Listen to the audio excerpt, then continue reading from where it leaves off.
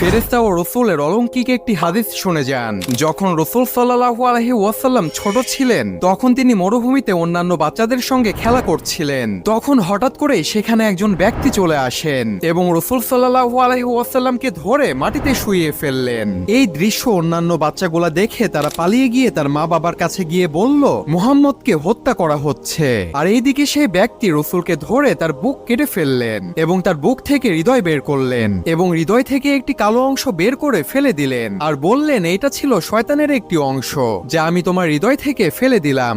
এরপর রাসূলের হৃদয় জমজমের পানি দিয়ে ধুয়ে দিলেন এবং হৃদয় বুকের মধ্যে ঢুকিয়ে দিয়ে বুক লাগিয়ে দিলেন। এরপর সে ব্যক্তি সেখান থেকে চলে গেলেন। আর এই ব্যক্তিটি কোনো মানুষ ছিল না, তিনি ছিলেন ফেরেশতা জিবরাইল আলাইহিস সালাম। আর এই ঘটনাটি রাসূলের হৃদয় উন্মোচনের ঘটনা। আপনারা কি বলতে পারবেন এই একই ঘটনা রাসূলের জীবনে আবার কখন ঘটেছিল? কমেন্টস করে জানাবেন এবং চ্যানেলটি অবশ্যই সাবস্ক্রাইব করবেন।